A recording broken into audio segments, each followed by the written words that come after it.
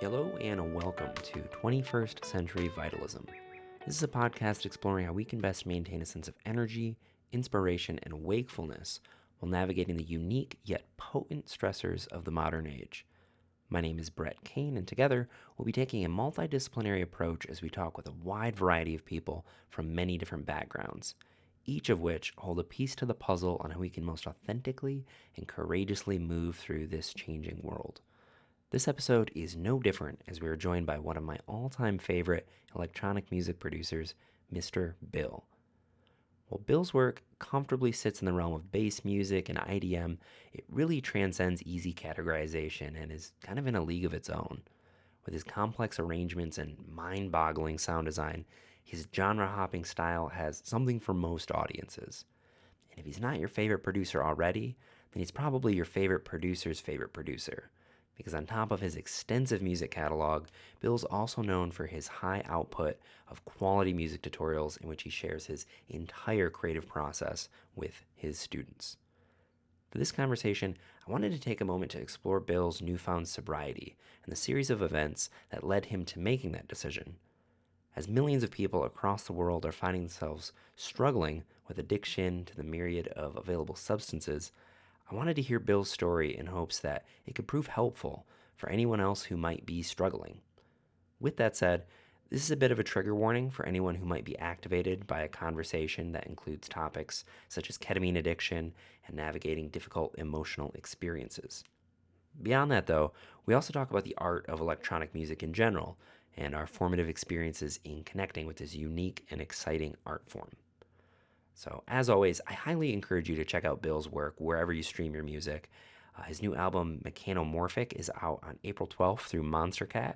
And if the singles are anything to go off of, then this is bound to be really special. If you want to support this show, consider heading on over to patreon.com/21st century vitalism and becoming a patron. I understand if cash is tight. If that's the case, just follow us on Instagram. You can subscribe on YouTube or like us on Facebook. Really, any and all interaction with the platform helps us grow, helps me attract other amazing guests such as Bill. So, without further ado, please sit back, drink some tea, maybe do some stretches, and most importantly, open your heart for Mr. Bill.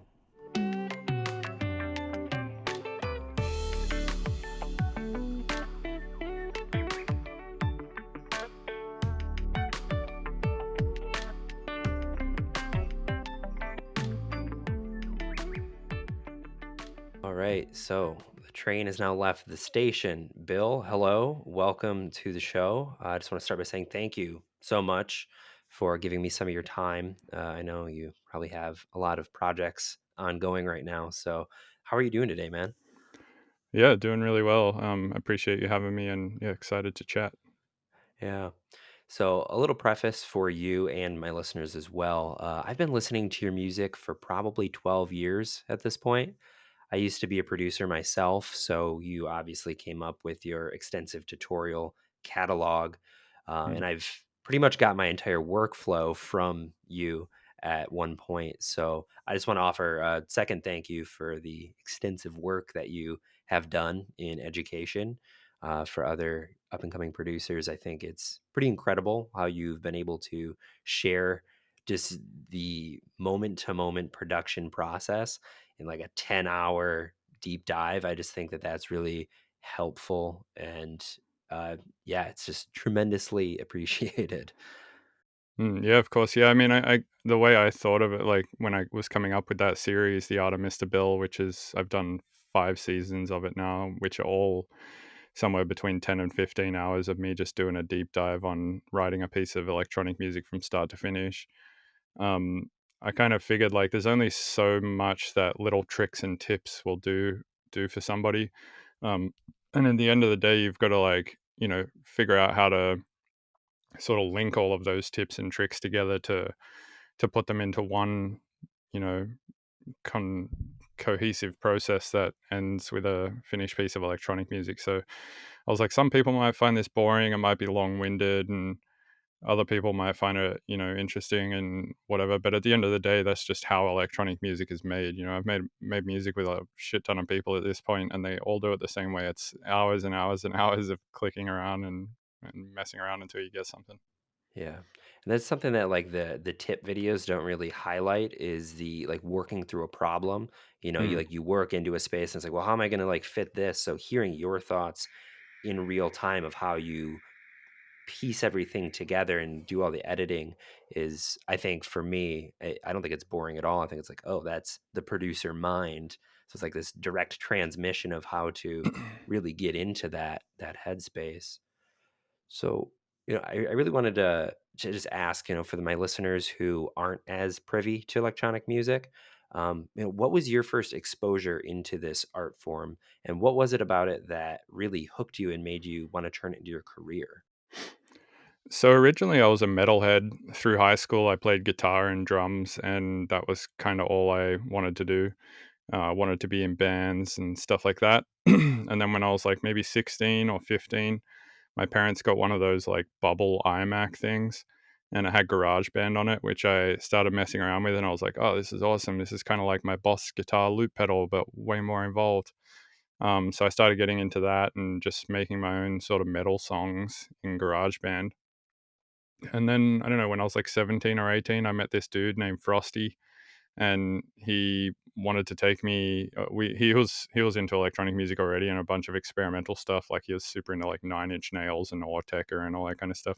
And he was like, he had this phase where he was super into psytrance, and he found out through this website called Australians.net, which is spelt like like aliens at the end.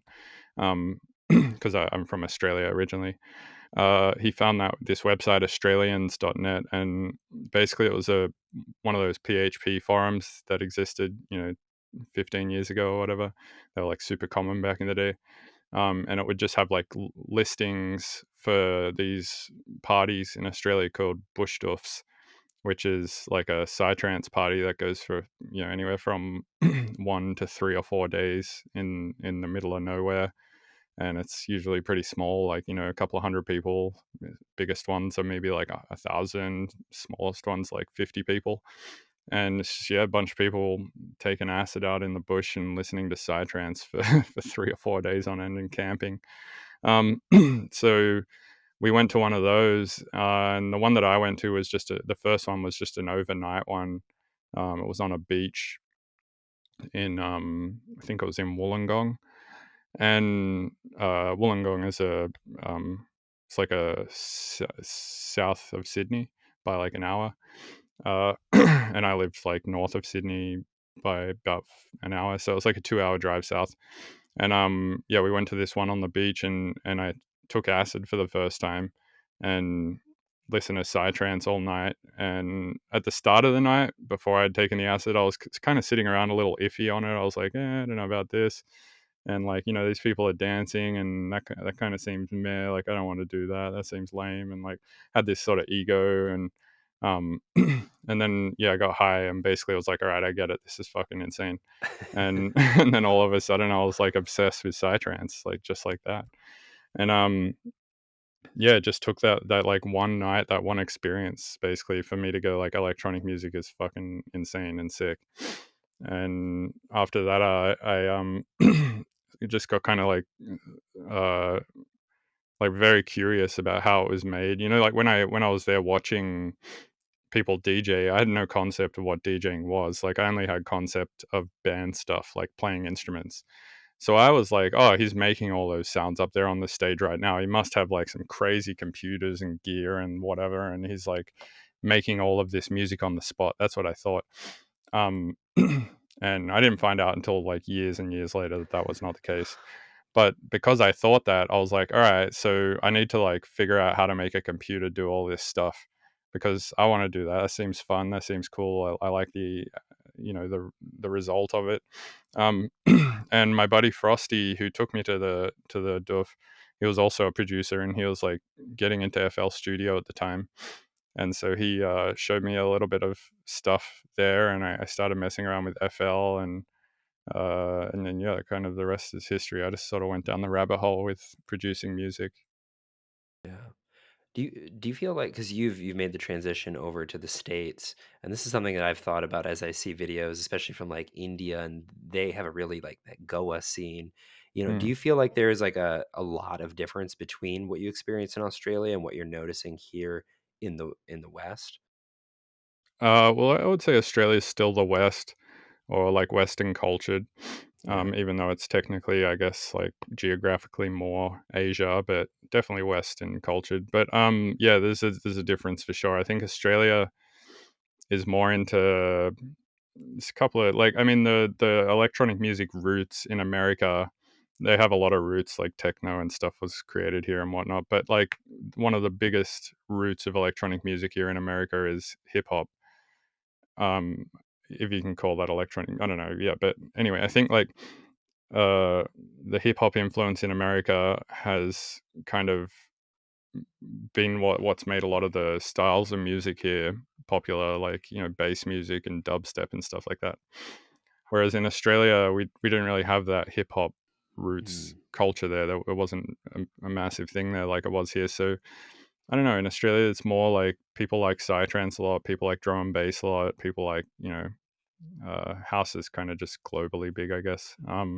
But yeah, it's slightly different. Like the kind of stuff that's big there and big. I feel like in Australia, you can in some ways be a little bit more experimental, uh, but in some ways not. Like you can be experimental as long as it's like not dubstep. Basically, if people don't not fuck with dubstep there, they're starting to for sure, but like definitely not like it is here. Like dubstep is nothing like it is here in Australia. yeah. I mean, it seems like isn't Opio also from Australia? New Zealand. Oh, okay. Yep, He yep. I live. was I gonna think he say, lives in Australia now, but yeah, he was okay. born in New Zealand. Yeah, 'cause he's kind of like dubstep adjacent. I could see how somebody Yeah, who, he's like glitch hop, so that's yeah, kind of still has its roots in hip hop, really. yeah, yep, yep. One of the things I recently moved into a house with a bunch of singer-songwriters who play like folk Mm. music. And, I've noticed this as I've grown up and as I've shared with people that I really like electronic music. It's either you are into it or you have like a deep aversion to it. I've met a lot of people who they hear it and they're like, oh, I gotta go. What do you feel like are some of the barriers that some of these people might be facing and being able to just it feels like they don't even hear it. For me, I'm just like, this is the most compelling, captivating music I've ever heard. Like I can't stop listening. For some people, they just don't want to dive in. Why do you think that is? I would assume the reason is probably different for everyone. Yeah. I can't really say that there's like probably one global reason for why somebody has an aversion to electronic music. What's up, YouTube? Just gonna put her down. But I don't know. I mean, like my aversion to it at first was um, I can't even remember what my if I even had an aversion to it. I think I've always kind of liked it. Like when I was young, my mum used to work at a record plant, and she would bring home cassettes that had like just random stuff on them, and some of them had like pretty hard techno stuff on it, and I always fucked with that a lot. And yeah, I mean, I can't say why. I mean, maybe it's partially because they're like, oh, this isn't real, this isn't made by a human, or maybe it's part that it's just too noisy and too full on, or yeah, I don't know. I mean, it's hard to say. Probably different from person to person. Yeah. Yeah, that's one of the things I hear from people who are really, really into bands. And I feel like I hear this a lot from people who are into like rock and metal, just from my experience. They have this idea that the person on stage during a rave is just pressing play. And there's like, I always hear like, oh, they're just pressing play on a computer and then just letting that do its thing. But as somebody That's who kind of is, true. yeah, I'm sure for a lot of people, as somebody who's, in, like, the production seat, who's also worked in, like, a band setting and with actual instruments, how do you feel like the creative process differs between those 2 worlds? Between bands and electronic music. Yeah. Well, I think with bands, there's more people that have to make decisions. You have like four or five people, and everyone has to like agree on a thing, or maybe yeah. Whereas with electronic music, it's often just one person who has full control. Uh, Obviously, the production process is very different. With a band, you go to a studio and you rehearse a lot, and you jam a lot, and you come up with song ideas. And I'm sure every band has their own process, but generally, like the bands I was in, we would go to rehearsal studios and we would just jam out and, go, oh, that was a cool bit, and then like flesh that out into a song. And sometimes I'll make a song in GarageBand and take it to the band and be like, yo, you should learn this. This is a cool song that I made, and stuff like that. Whereas with electronic music, there's no like rehearsals.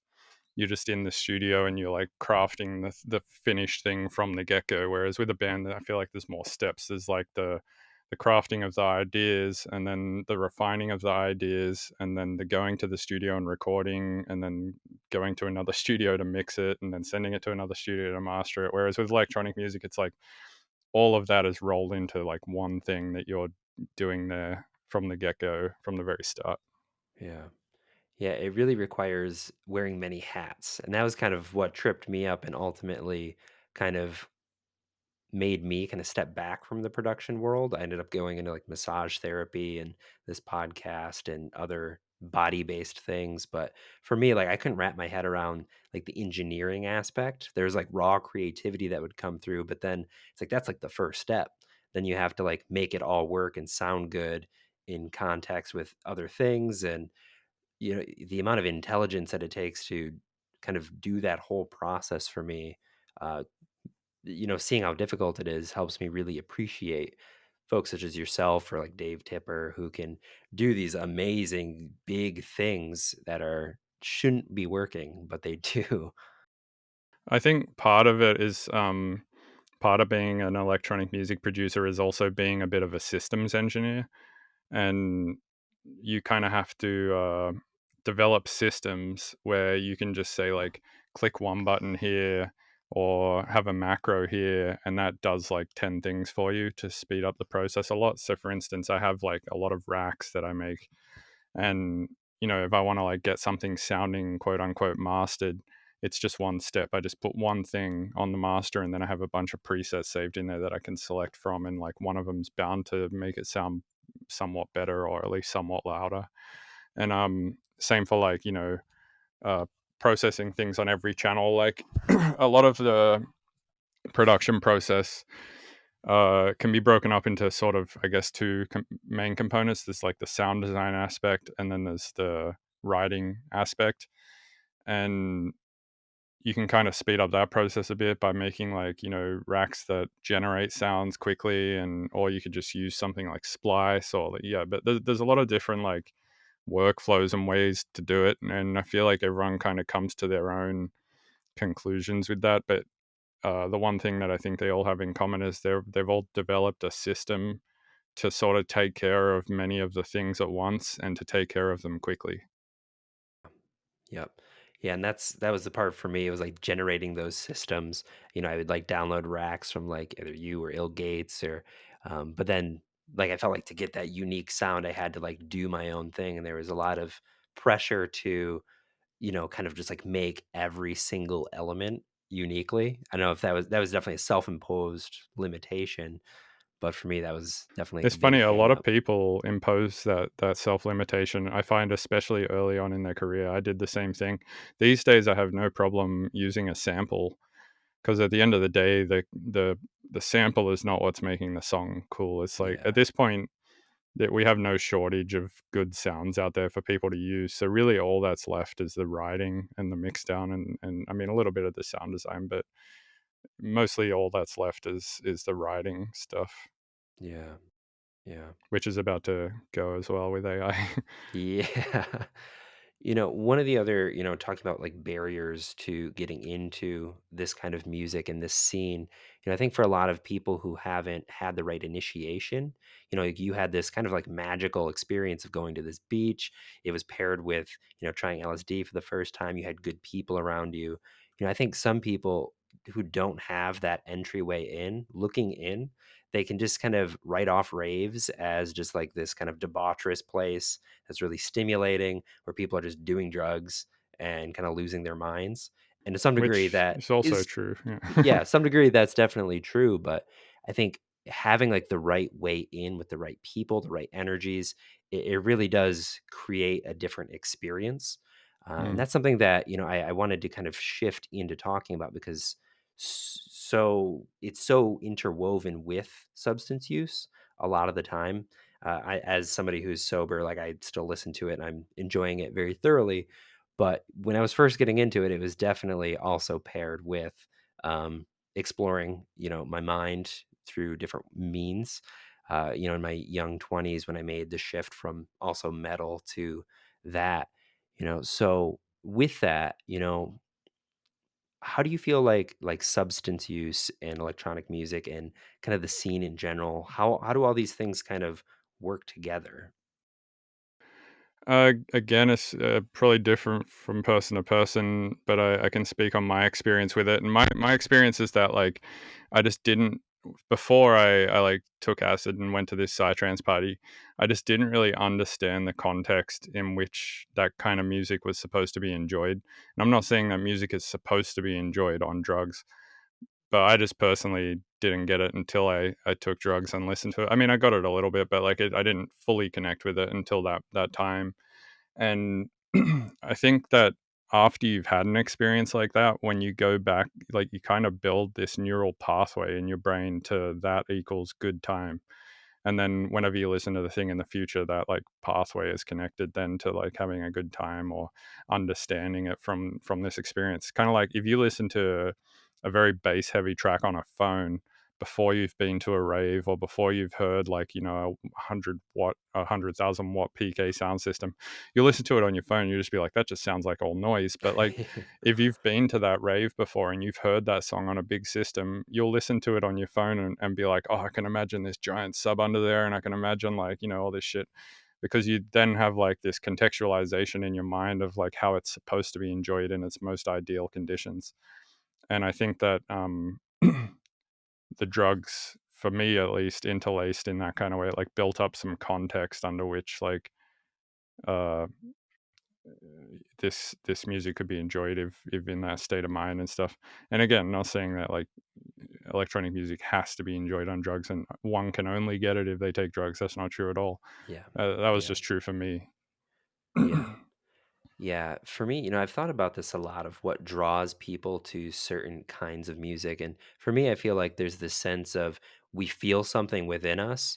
And then when we find a track that resonates with that, it's kind of like that thing within us lives outside of us. Like we're in a space that is filled with whatever that energy is.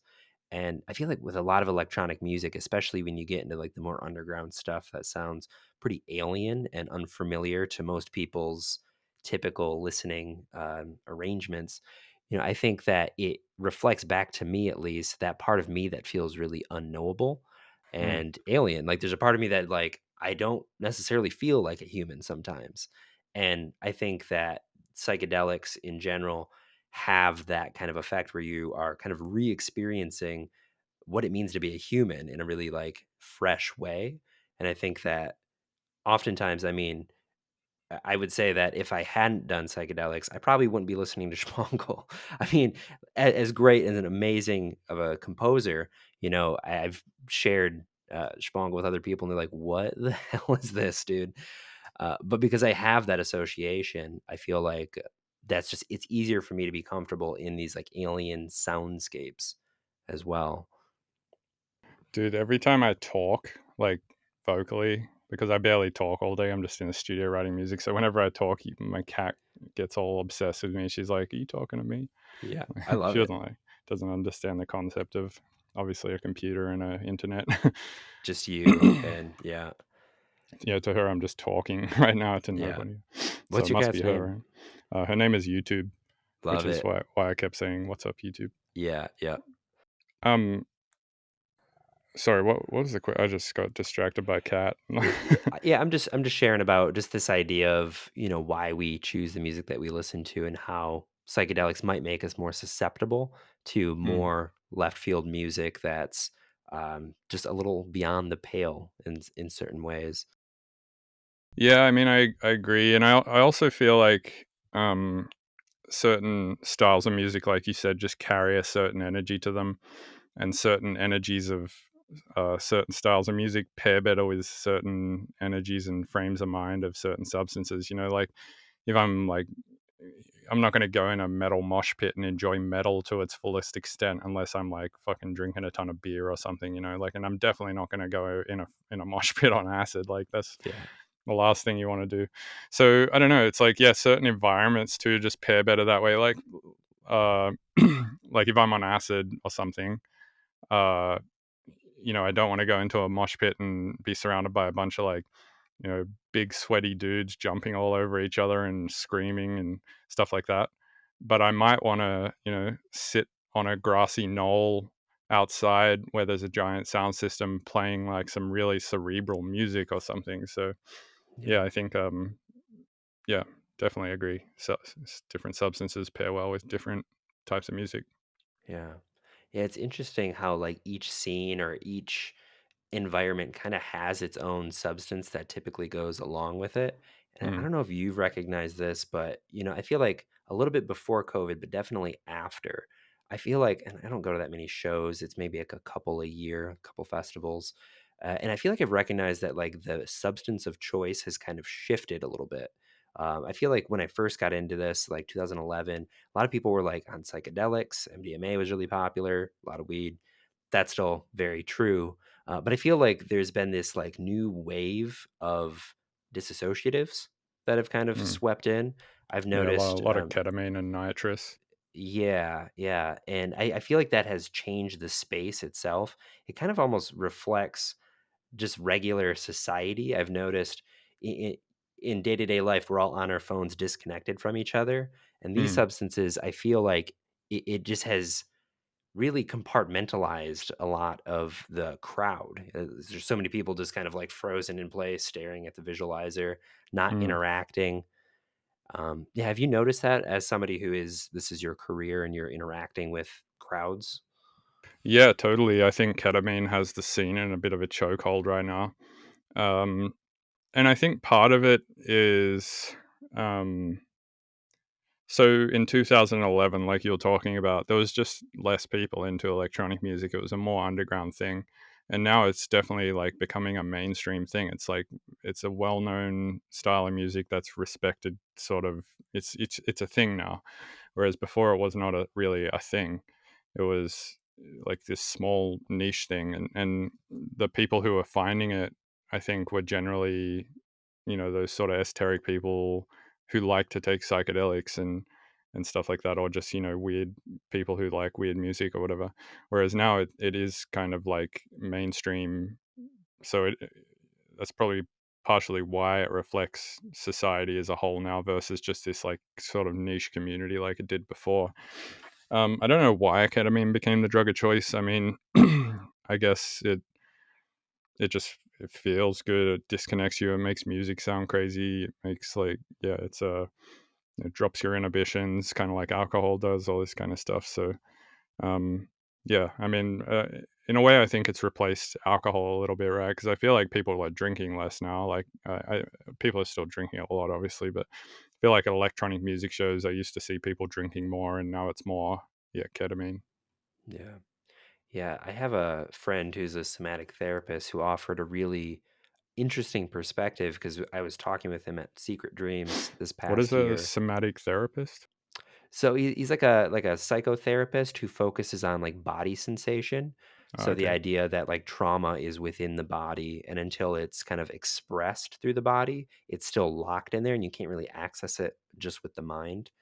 But what he was saying was that like his hypothesis of why people are choosing ketamine is that they're trying to regulate themselves. So they're Mm, trying to essentially, it's a very stimulating environment. You're in it for 4 days, and ketamine kind of allows you to like get a little bit of sensory rest in a way. yeah. Like you're kind of like stepping back from the whole scene, then you can kind of come back into it. And really people just aren't listening to the fact that they're overstimulated and overwhelmed. And instead of like taking the proper rest, going and sitting in their tent and just kind of breathing, being present, getting some good food, they just resort to that so they can kind of keep going. And Mm. I thought that that was That's just like 100% true. Yeah.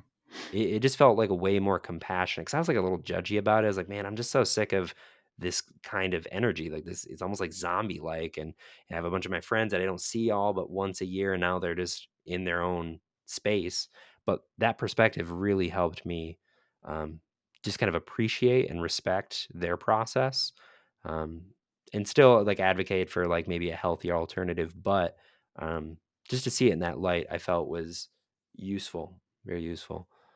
Yeah, I agree with your friend for sure. I mean, the reason I got addicted to ketamine, I think, was a big part of it was as a stress reliever.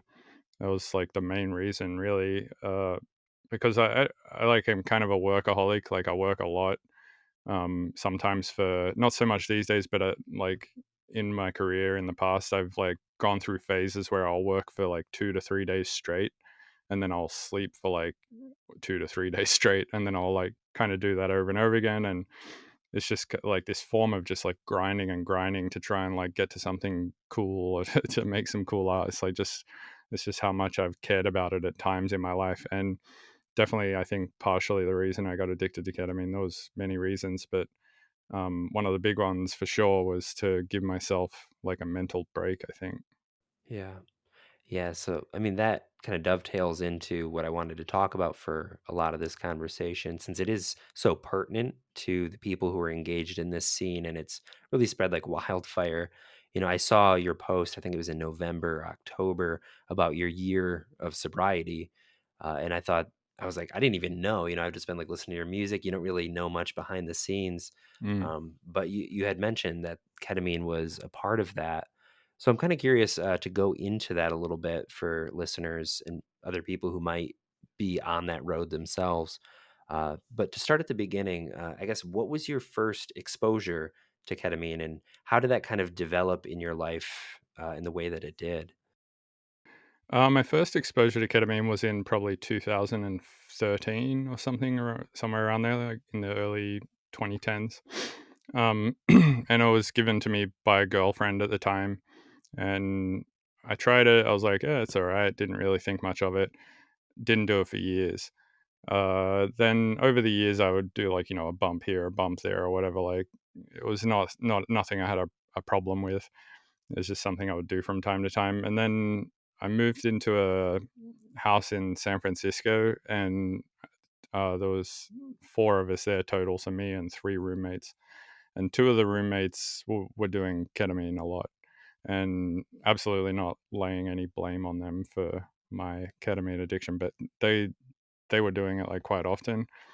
So I was like just doing it more regularly while I was at home with them, pretty much. And then I started buying it so I could like stop, taking theirs, and then uh, eventually it turned into buying some every week, and then turned into buying some every day, and it just snowballed basically. And there was a lot of justifications along the way for why I was doing this. I was like, well, if I get ketamine, then I don't have to get beers, and I won't drink alcohol, or like uh, if I do ketamine, like my girlfriend at the time didn't like me drinking, so I was like, well, I can do ketamine subtly, and she won't know because I'm not holding a drink in my hand, and I don't smell like alcohol.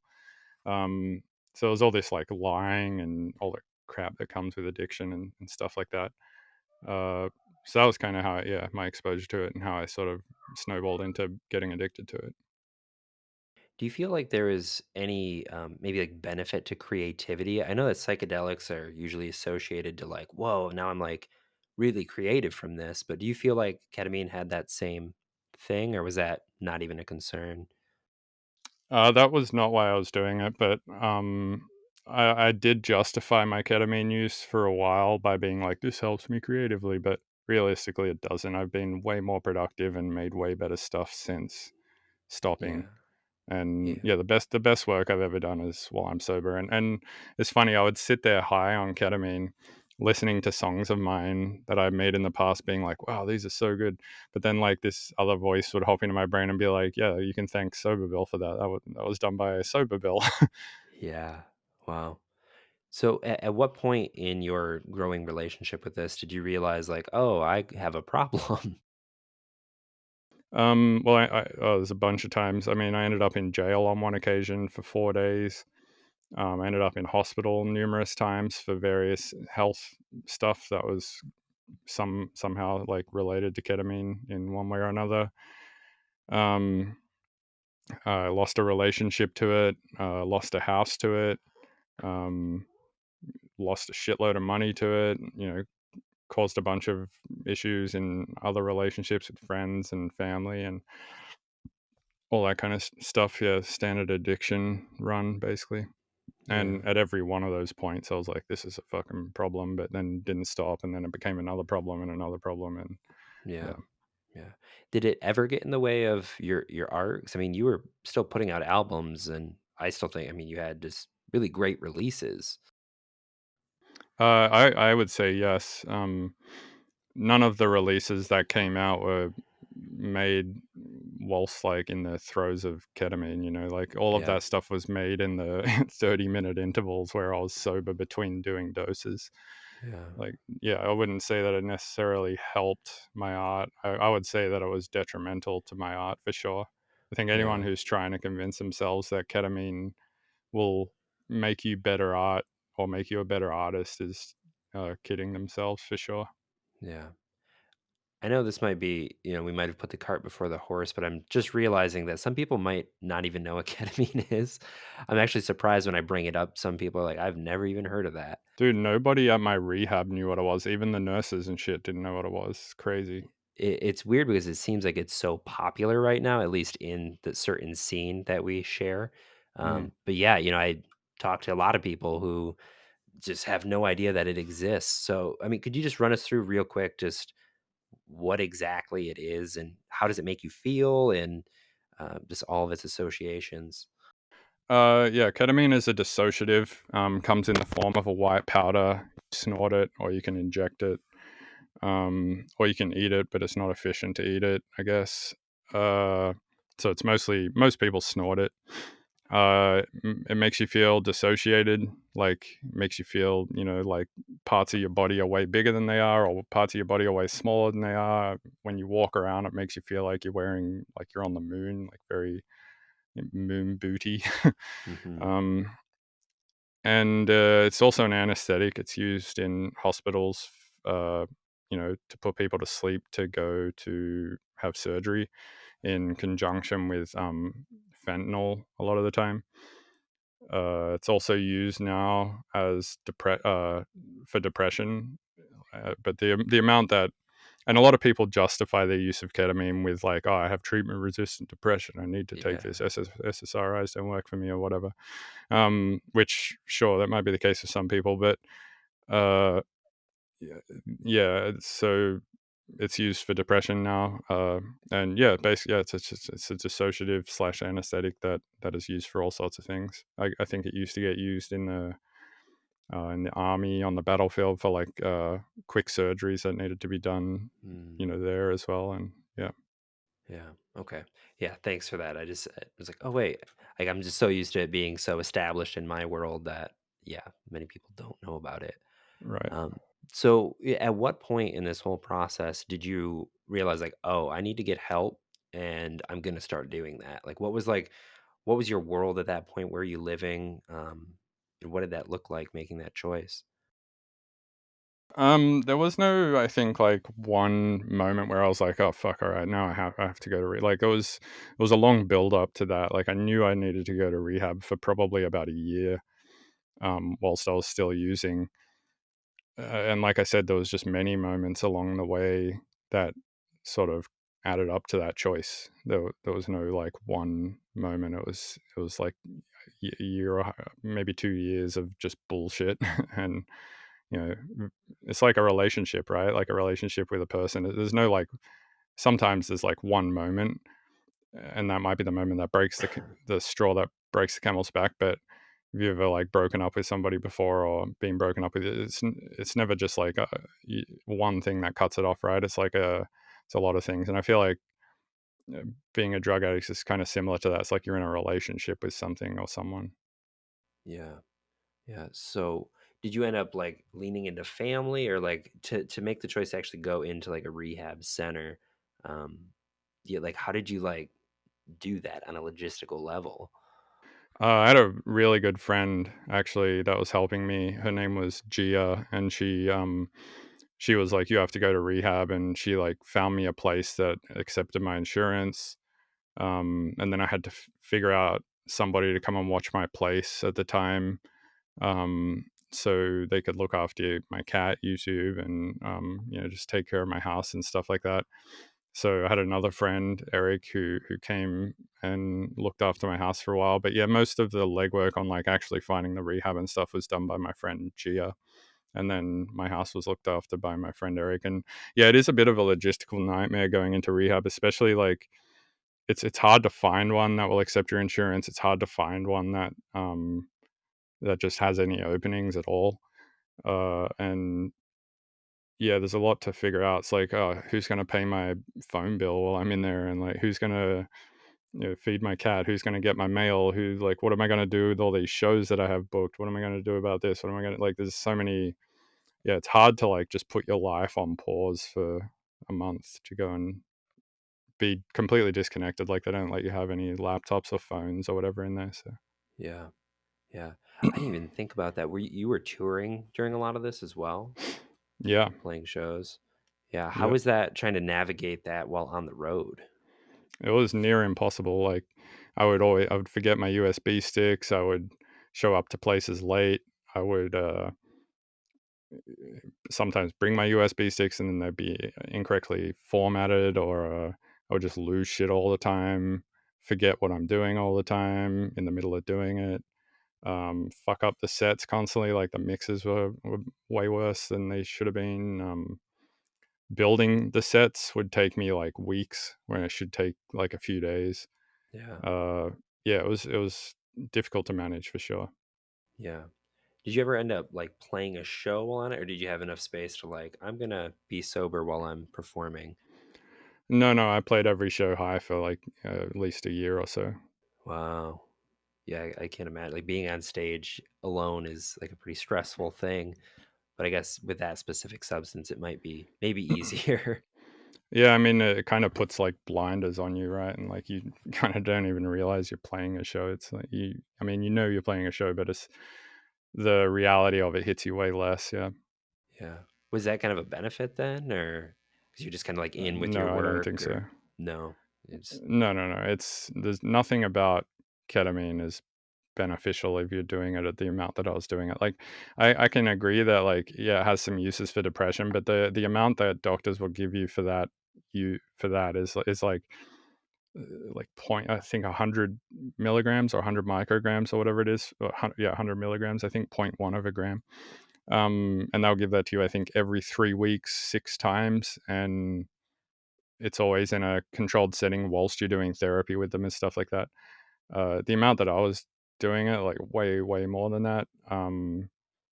It yeah, it becomes just detrimental. I think in almost every sense, other than yeah, feeling good. Like I mean, that's the only benefit, right?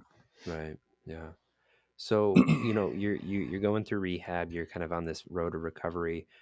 As you're kind of in those like initial stages, what do you feel like was the most challenging part, and what do you think was maybe the most helpful Before going into rehab. as you're in rehab, and maybe like the months after, as you're like really reacclimating to sobriety? Okay. Well, the most difficult part was obviously stopping doing the drug. That was, I was sick for about a week afterwards. I was, in rehab. Like I was in the detox clinic in there for yeah, about a week, just in bed basically.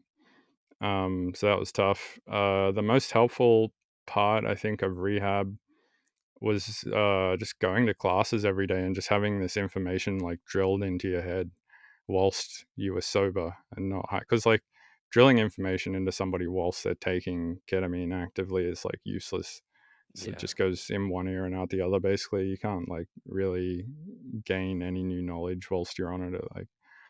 Um, so yeah, there's a lot like group therapy for like 4 to 6 hours a day. That was super helpful. There was like meals 3 times a day. I hadn't been eating like mm, properly for years. I lost a lot of weight. I went from like I think I'm like 260 pounds right now. I went down to like 180, so lost like almost 100 pounds during that time. wow, Um, and yeah, so there was eating a few times a day. That was like helpful. Having a set wake up and uh, go to bed time every day, like getting back on a routine. They just like force you to go to bed, force you to wake up. Um, there was like physical education classes there. They were useful. Like there was some yoga classes there. There was some like outdoor recreational activity stuff. Being social there was helpful. You know, you're around like 100 other people who are dealing with the exact same problem you're dealing with. And after being a drug addict and sort of hermiting yourself and just doing drugs by yourself all the time, that's really helpful to like reacclimate to being a social creature. Um, yeah, I mean, and taking away the technology is also super helpful because it like forces you to interact with the program and engage with the program. You can't just like be on your phone in the corner or whatever like. There's nothing to do, so the boredom will Yeah. just make you go to group therapy, basically. Yeah. Yeah. So, it's been over a year at this point. You've kind of gone through the rehab thing. And what was that like for you to like go back home? Did you kind of go back to the same place you were living before, or how did that kind of shake out with those roommates? So at the time that I like went to rehab, I had this house already in Atlanta, and I lived here for like maybe 4 or 5 months before going into rehab. Gotcha. So I kind of like moved out here first, then went to rehab, and then came back to this place. So I don't have any roommates. So I was like super lucky to have this spot and be able to come back into like an environment that I can fully control. Yeah. But yeah, coming home after rehab was awesome. It was, like all I wanted to do was write music because I hadn't like messed around with Ableton in like a month. So I just like came home. I cleaned my house first. Is actually the first thing I did. My house was like fucking filthy from being a drug addict for months, Yeah. and yeah. So I cleaned, like, just tidied up my house, and then jumped on the computer and was just like so stoked to be back in Ableton and making music. Yeah. Do you have any what was your first like release after that? Um, Was it like a single or hold on, let me look at my stuff. I don't fully remember. I know my last release before going into rehab was the Subtronics remix that I did. got you. Okay. Um, let's see. First release after getting up. Maybe the phantasmagorical stuff, the VIPs, like the Yeah. Pleasure Seeker VIP and the Loaf Boy VIP, I think, were the Yeah. first two after coming out of rehab. And then yeah, the release before that was the Morning Coffee remix I did for Subtronics, which was, yeah, I did that on ketamine. Wow. Okay. Yeah, I mean, that entire remix album, I just have to as an aside, I listened to that probably it was probably my most listened to album the year that released. Was that 2022? Or was Yeah, that just yeah, I last think so. year? Yeah. Yeah, Uh, so when was it? 20 was it twenty 23? 2023. But yeah, Okay. so actually, that remix album was, I was like trying to get it together on ketamine, like asking all the people for remixes. And like, obviously, to get a remix album together of that size, you have to reach out to a lot of people, and you have to like remind and bug a lot of people to finish the remix, otherwise they like don't prioritize it and it just never gets finished. And if you don't Yeah. have a release date, which I did not, and you go like, oh, no release date, just take your time, that will just take forever. It's how artists Yeah. work. Yeah. um, Yeah. so yeah, one of the first things after getting out was I did my two VIPs, the Loaf Boy and the Pleasure Seeker VIPs, and was just reaching out to people and being like, "Hey, can you finish this remix?" and stuff like that. So that was also something that I just could not for the life of me get together on ketamine. It's like too much Yeah. logistical movement to Yep. do whilst high. Yeah. So, like I said, it's been over a year at this point. How's the year been? I guess it's probably like a year and a half at this point, but Yeah, I think I'm at like 16 months. Um, It's been great, yeah. I mean, I've just been working a lot, been just living by myself out here in suburbs of North Atlanta. I would say my social life has like diminished quite a bit. I don't really see many people anymore. I feel like a bit of a hermit.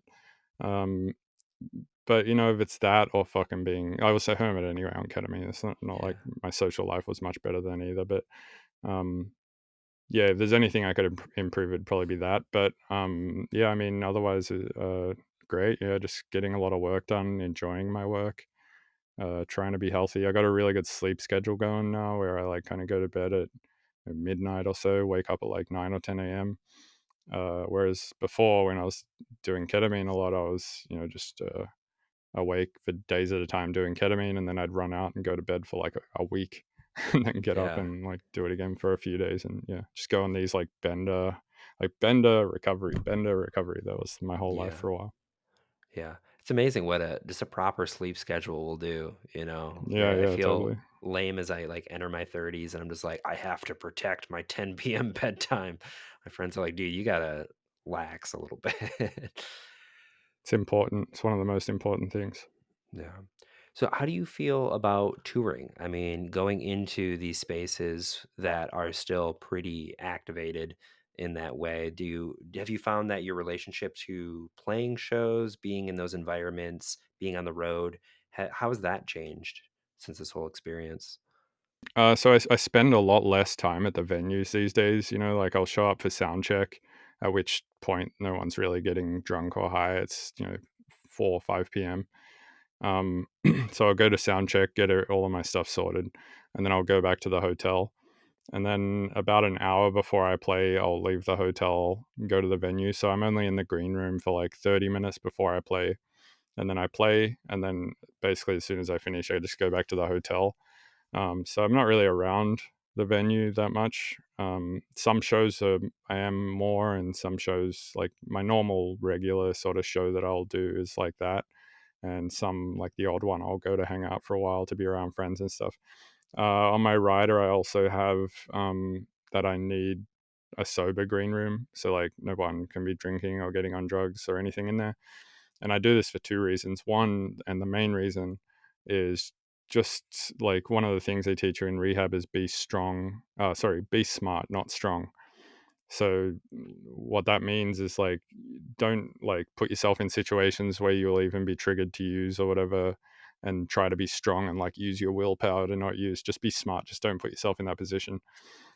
So I've been doing that, and the other reason that that's beneficial is that it makes the green room nice and quiet, and it's like an actual place where you can chill. If you take drugs away from the green room, all of a sudden it's empty. No one wants to be in there. Yeah. Wow. But if you don't, like green rooms can get chaotic. It's like 50 people wanting to be backstage, all packed into a room, yelling at each other on cocaine. And Yeah. Yeah, I'm sure. Yeah. So have you attended a show and like been a participant in the crowd? Do you still yeah, find yourself in that position and able to like enjoy that and kind of reconnect to the music in a sober way? yeah, definitely. I've been to a bunch of festivals since that. Mostly ones that I've played at, and spent a few hours just walking around, checking stuff out, and yeah, it's totally fine. I don't feel like myself getting triggered and wanting to use drugs or anything like that at all. Yeah, at this point, I don't really associate shows with drugs. They're kind of, to me, it's just like it's a business thing, really. It's like I'm going to show my music to people who hopefully want to hear it and hopefully enjoy it. Yeah, yeah, right on. Yeah. So for the people who are listening who might be fans, who might be fans of like other similar styles of music, or just people who are struggling in general, would you have any just words of advice for folks who feel like they might be on that road? On the road to Uh, recovery, or addiction. Yeah, I guess oh, going who down. who might be on the, yeah, okay. I mean, it's gonna play out how it's gonna play out. Like, you can try to intervene, and if you have the willpower to intervene, go for it. But I mean, it's hard. You can't tell an addict to stop doing drugs. They have to know it for themselves, and they have to do it for themselves. And sometimes it just takes going through a bunch of shitty situations to get to that point. Um, yeah, I mean, there's nothing you can really say, I think, to an addict to make him stop doing drugs. But yeah, I mean, if you feel like it's a problem, um, maybe talk to someone about it. Talk to a friend, family, doctor. Um, yeah, I would say maybe the biggest best piece of advice is just be honest with those around you as to what's going on, uh, and hopefully honest to yourself as well. But yeah, Yeah, it seems like that's one of the harder things too, is like to fully admit, like there's so much it's amazing the ability of our brains and our minds to just deceive ourselves. And it's like there's like mm, a deep part of us that knows, but then there's like the thinking part of us that's just like, no, that's not really that much of a problem. And it can just mm, totally put out this very obvious situation, just totally out of awareness, and just keep barreling forward. It's like that level of honesty is, um, I notice that a lot from a lot of people in recovery who have recovered, that there is a degree of clarity and honesty about them that I think is really Yeah, you powerful. learn a lot about yourself from going through that situation for sure. You learn exactly what you are and exactly what you're not. Not exactly, but for a lot more than before for sure. And or for me anyway. I would say the other thing is like one thing that I did whilst I was trying to figure out like how much of a problem this was I started a spreadsheet and I started taking down data of like every time I would use, like what the time was and how much and all this kind of stuff. And I feel like that helped a lot because like seeing it like as a graph, you're like, holy fuck, that's a lot. And like, especially if you make a column for like the price, Yeah. you'll be like, oh wow, that's a problem.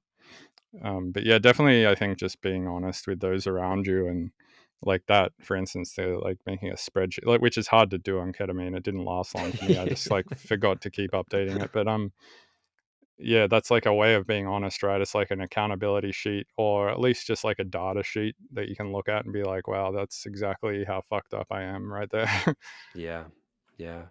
It's amazing that there's that part of you that was still online, that was kind of like looking out for you, that was like communicating to you, just like, hey, there was a concern that was still permeating throughout it.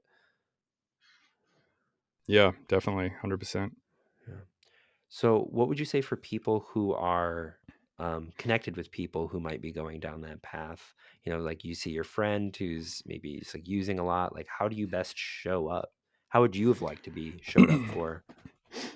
What my friends did for what Gia and Eric did for me was 100% what I needed. I needed somebody to just kind of be like, no, there's no two ways about it. You have to go to rehab. And like, I knew I had to go to rehab, but like any small hurdle in the way was enough to make me go, ah, fuck it. Yeah. So it's like, uh, if it was like super easy for me to do, which it was because I had good friends to like help me, I then I would do it, right? But if there was any hurdle in the way, like, "Oh, I have to make a phone call, I'll do that tomorrow, I'll do that next week," or, "Oh, I have to, like, find one that takes my insurance, I'll do that later after I do, like, way more drugs," and, so, yeah, figuring out, like, the logistical side of it is something that helped me a lot, like, having a friend that was, on the ball enough to do that, uh and then figuring out, like, how to take care of their life whilst they're in rehab, right? Like I had somebody come and watch my house for the month, so I just knew everything was taken care of. Obviously, that's a big thing to do for somebody, so that'd have to be like a really good friend. Hmm. And obviously, not everyone's ready to down the rehab path, and you can't like really force someone. I mean, you can, but like they can just discharge themselves from the rehab anyway. So if they're not ready, they'll probably just do that anyway. Yeah. So there's a certain point where you have to not be married to like an outcome, just like really abandon like expectations that it'll work the way you want, but still be able to show up in a way that helps, but also honors your own well-being. You can't put yourself totally second when you're helping somebody else. Yeah, exactly. And I mean, I don't think you're completely putting yourself second by, Googling where a rehab is that accepts their insurance and making some phone calls or whatever. It's like, Yeah. it's not the biggest, most difficult task in the world to do. But when you're on a shitload of ketamine, it's like near impossible. Yeah. So, yeah, I mean, if you have a friend struggling with ketamine, just assume that they're in like no position to figure that out for themselves, pretty much. Yeah. Cause I for sure was basically not in a position to figure that out for myself. Yeah. Yeah. So, we are coming up near time, but I do want to end this on a little bit of a brighter note. I know that you have a new album coming out, right? Yeah. Yeah. So, is there anything you want to offer on just this, like what this work is, what it's about? How are you feeling about that release? Yeah, so this would be the first like full album that I've written sort of from start to finish since getting sober. It's called Mechanomorphic. It comes out on April 12th on Monstercat. The first two singles are out already. One is a collab with Dirt Monkey and Elika. And the other one is a collab with Infected Mushroom. And then it's an 18-track album, so 16 more tracks come out on April 12th. And the concept behind it, Mechanomorphic, is sort of like the name, I guess, means like having the qualities of a machine, but the sort of concept behind it, I guess, is that that IO relationship, or that creative relationship that humans have with technology, and especially with AI on the horizon, or really it's already here at this point.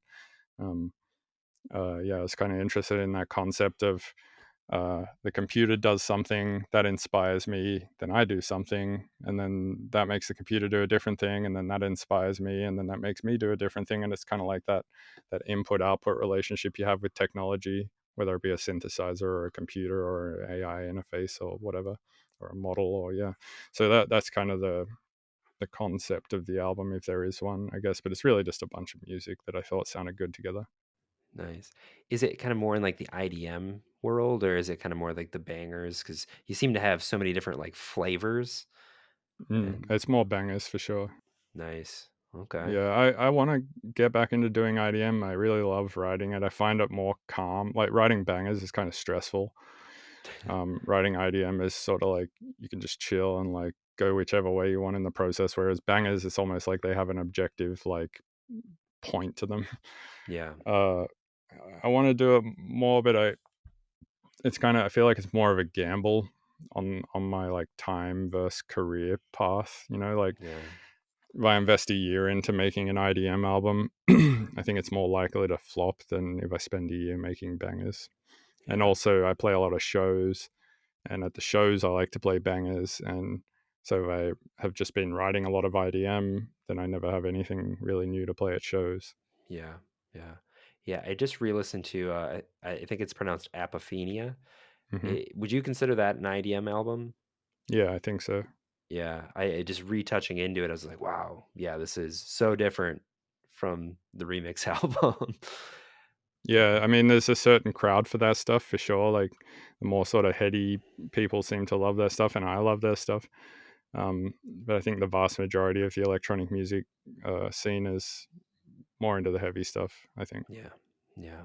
So, do you have shows coming up? Is there anything else that you'd like to share with listeners at this point? Yeah, I have a bunch of shows. I have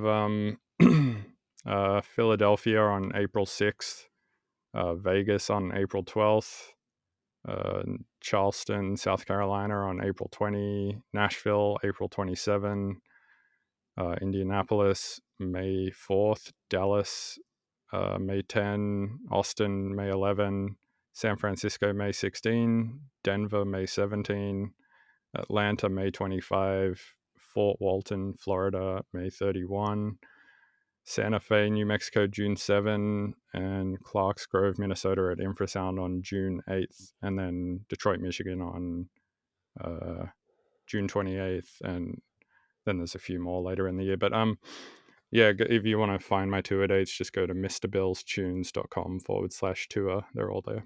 Yeah. You also have a lot of extensive tutorials too.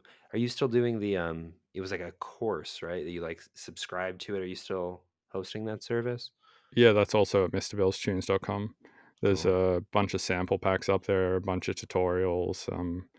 Yeah, tons of stuff is there. If you're a producer or you want to be a producer, it's a good place for that. But yeah, my tour dates are also there. Right on. Cool. Well, Bill, thank you so much for your time touching up on just all of this. I think it's very important stuff, especially as we're heading into festival season again. And yeah, thank you once again. Yeah, thanks for having me. I appreciate it. And yeah, cheers. Yeah, take care.